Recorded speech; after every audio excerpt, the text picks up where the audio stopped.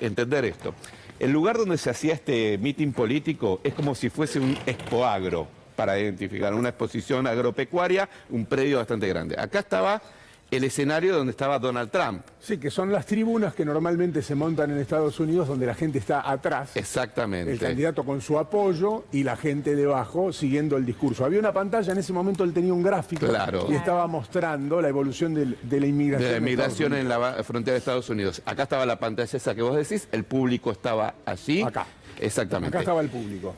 Este es el edificio que se ve detrás, donde se ve al francotirador de defensa, que es el que dispara y termina batiendo. Y el tirador dispara desde esta fábrica, del techo de esta fábrica, ubicada a 120 metros.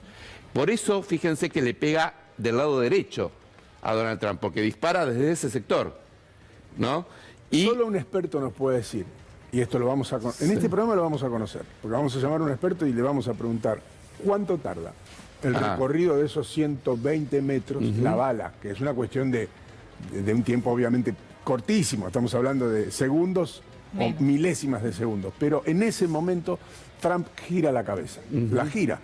En el momento en que él percuta, Trump mueve la cabeza y eso probablemente le salva la vida. Totalmente, totalmente. Vos sabés que, bueno, decíamos, esto ocurre, el tirador dispara desde este techo de esta fábrica, de acá gente que estaba en el público es la que advierte: che, hay un tipo subiéndose ahí y tiene un rifle, le avisa a los servicios de seguridad, y los servicios de seguridad no hacen nada. No hacen nada.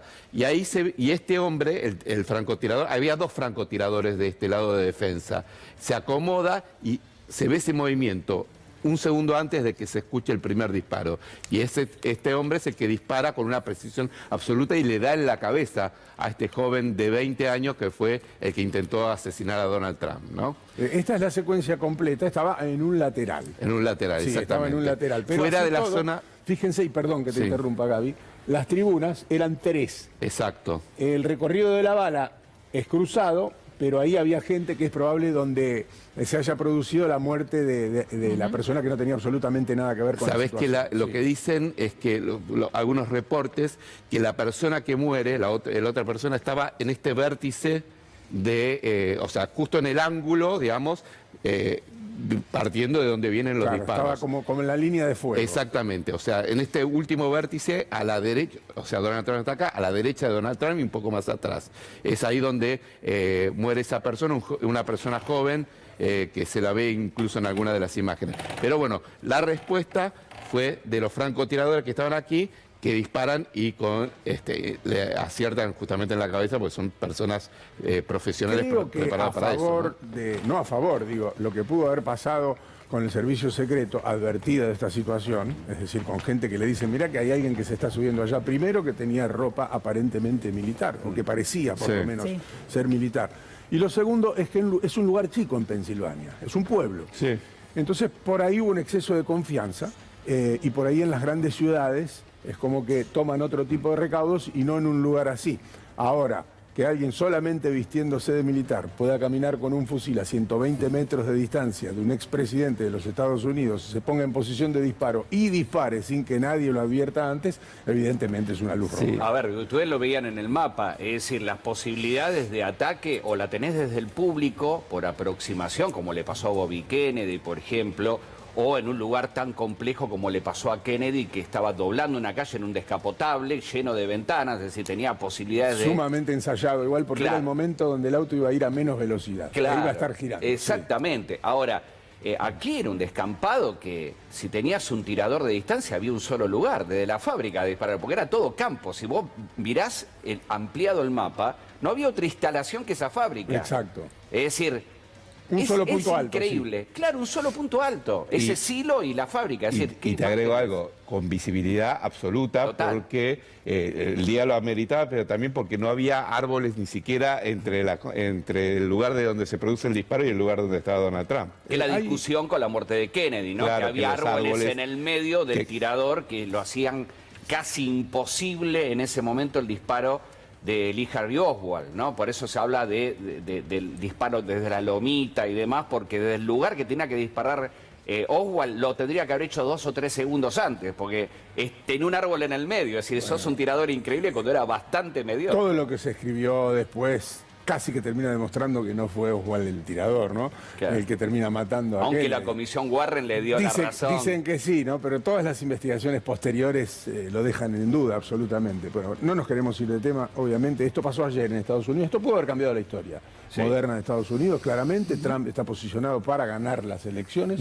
Biden ha mostrado una fragilidad única en la historia de los Estados Unidos en las últimas 3 semanas, donde parece que sus capacidades cognitivas realmente están en retroceso, lo que han puesto en duda incluso su candidatura. Es decir, que en el mejor momento de Donald Trump, que perdió la elección anterior con Biden, se produce este ataque. Claro, uno después averigua que es un chico de 20 años, o nos enteramos que es un chico de 20 años que compra el fusil por su propia voluntad y que en Estados Unidos han pasado cosas graves entre civiles en los últimos años con muchísima frecuencia, uno tiende a pensar que probablemente no tenga ninguna otra conexión que la voluntad de este sujeto de tirarle a Donald Trump. Bueno, de hecho, su padre, que habla con la policía, lo van a buscar. El chico no tenía ningún tipo de identificación encima, o sea que tuvieron que hacer un ADN, identificación biométrica para saber quién era. Una vez que lo identifican, van hasta la casa de los padres, los responsables del FBI, le comunican a los padres dicen que no tenían absolutamente idea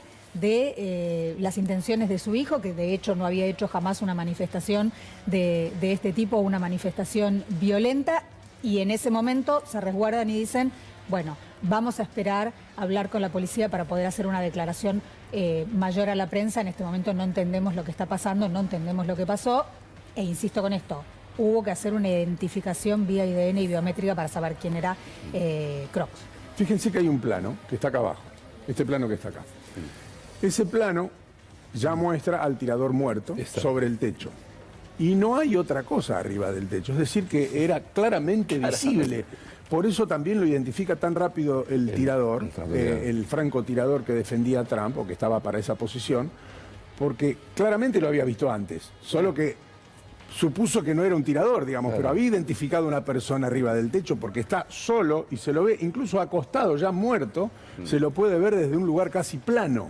Eso es lo que decía, digo, o no imaginaron nunca que este chico iba a tirar. Yo supongo que lo deben haber tenido identificado. No podés en un espacio tan reducido con francotiradores no ver a una persona que se está subiendo a un techo. Los propios asistentes al meeting te dicen, hay alguien que se está subiendo al techo, y que el FBI y el servicio secreto y la custodia privada de Trump no hayan visto, para mí subestimaron la situación. De hecho, hay que mirar, yo creo que hay que mirar las fechas. Hoy, este encuentro que tenía Trump era súper importante, porque mirá las fechas que vienen. Hoy arranca la convención republicana, más o menos hasta el jueves, donde supuestamente a Trump lo oficializan. El día anterior le disparan, ¿ok? ¿Cuál es la siguiente fecha que tenés que empezar a considerar? Más o menos 19 de agosto, la convención demócrata, donde supuestamente tiene que decidir si Biden va o no va. Él dice que sí, ¿no? Bueno, o están mirando a Kamala Harris porque mide mejor que Trump. No, y además, ayer otra vez volvió a mostrar una gran fragilidad porque le preguntan 6 minutos después de lo que había pasado, 6 minutos después, y todavía no había tomado contacto con los servicios secretos para que le informen un solo dato al presidente de los Estados Unidos. A ver, lo agarraron saliendo de una iglesia y no tenía información sobre lo que había pasado. Es increíble que el presidente de Estados Unidos no se haya enterado de manera inmediata. Todos vamos a recordar, porque además es una imagen extraordinaria, la de Bush sentado hablando con los chicos en el jardín de infantes, y el servicio secreto ingresando al salón y diciéndole al oído, vámonos. 2 veces entraron. La primera le dijeron que no sabían si era un accidente. Él puso cara de póker, obviamente. En ese momento fueron un par de minutos bastante tensos. Y cuando le dicen que Estados Unidos estaba bajo ataque, porque eso fue lo que le dice el encargado del servicio secreto, él se queda 18 minutos más porque dice que no quería que la gente entre en pánico. Es decir, que tomó una decisión que muchos dijeron 18 minutos era mucho tiempo. Se quedó escuchando a los chicos mientras leían. Sí, terminó lo que estaba haciendo. Sí. Terminó lo que estaba haciendo. Bueno, pero nadie entró a la iglesia a decirle al oído a Biden, ojo que hay prensa afuera y que acaban de tirarle un tiro a Donald Trump. Estuvieron un tiempo afuera junto con Kamala Harris porque en esta ceremonia en la que estuvieron tanto Biden como Harris y el resto de gabinete y algunos de los senadores que los acompañan, en un momento estuvieron al aire libre porque parece que había un coro gospel o algo parecido. Y de hecho se lo ve a Biden estático y a todos alrededor de él, incluso a la propia Kamala Harris, vestida con un trajecito rosa, bailando a su alrededor. Había mucha posibilidad de acercamiento y de comunicarle, no solamente al presidente, sino también a la vicepresidenta lo que había sucedido. Ahora, ahí también hay una falla. Lo que creo que se viene, primero que nada, desde el punto de vista político, muchos están diciendo, bueno, esto termina siendo el triunfo de Trump, básicamente, ¿no? Si faltaba algo, esto termina, porque se genera una cuestión de empatía a una persona que es víctima de un atentado y demás, para la persona que está indecisa, por ahí termina definiendo un voto. Ahora, otro dato. Veníamos de la peor semana de campaña de Joe Biden, con los dos yerros más grandes que había tenido, confundiendo a Zelensky con Putin en una cumbre de la OTAN que era para respaldar a Ucrania. Tremendo. Es terrible, el peor escenario posible, en el peor lugar posible, con los peores personajes para confundirse. Y el otro lado, a la tarde en la conferencia de prensa que da para mostrar que estaba capacitado y demás, comete el error de confundir a Kamala Harris con Trump. ¿No? Esto, y horas después ocurre esto, digamos. La verdad que todo hace pensar que el camino para Trump se le allana muchísimo más y Biden que se resiste a abandonar la carrera. Ahora, un dato, creo que lo que se va a venir ahora, debería venir ahora, es el debate por el tema de las armas. Porque Pensilvania no es un estado de los más flexibles en el tema de armas. Es un estado de los llamados péndulos, que en una elección te puede votar para uno y en otra te puede votar para otro. En las últimas elecciones ganaron los demócratas. Joe Biden ganó allí 51-46, creo que fue la diferencia con Trump. Pero es un estado fundamental. Los estados péndulos son esos que pueden ir para un lado o para el otro en una elección, Sí, que son los que te definen la elección. Decididamente republicanos, claro, y otros que son decididamente demócratas. Y claro, las elecciones en Estados Unidos, siempre hay que recordarlo, no es como en Argentina, no son directas, digamos, es a través de electores.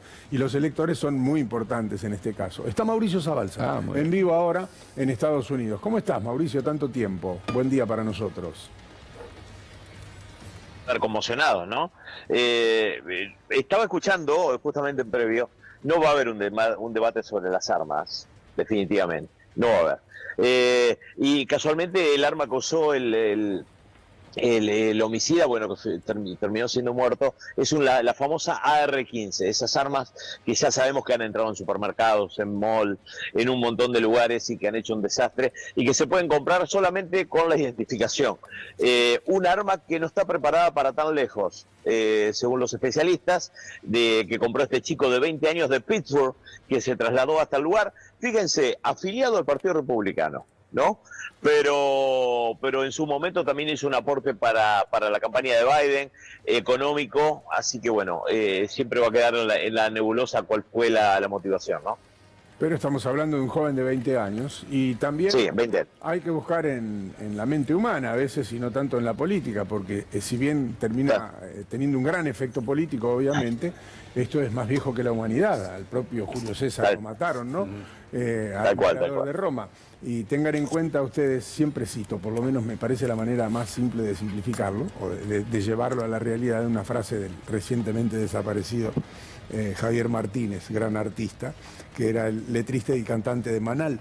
Y él dice que podrás inmortalizarte como héroe, asesino o semidios. Es decir, que es una posibilidad pasar a la posteridad haciendo un hecho de estas características, ¿no? Tal cual, tal cual. Lo que llama la atención, si bien fue lejos del perímetro que establecen todos estos mitines que hace Trump desde hace mucho tiempo, que viene haciendo, donde hay control justamente de metales y ese tipo de cosas, fue fuera, pero de cualquier manera era muy visible ese techo en esta granja donde se hizo justamente el mitin ahí en Butler, Pensilvania. Pero bueno, los tiros que se escuchan son los tiros de la persona que terminó matando al que quiso hacer el magnicidio. Los tiros que se escuchan en la transmisión, que cuando está Trump justamente en vivo, ¿por qué? Porque lo ven que hay un disparo y que sale humo y bueno, del arma, y ahí es donde justamente hacen todos los disparos esta persona que lo terminan matando, ¿no? Mauricio, te mandamos un abrazo grande. Gracias por este contacto. Abrazo grande, Al. Eduardo, ¿qué crees?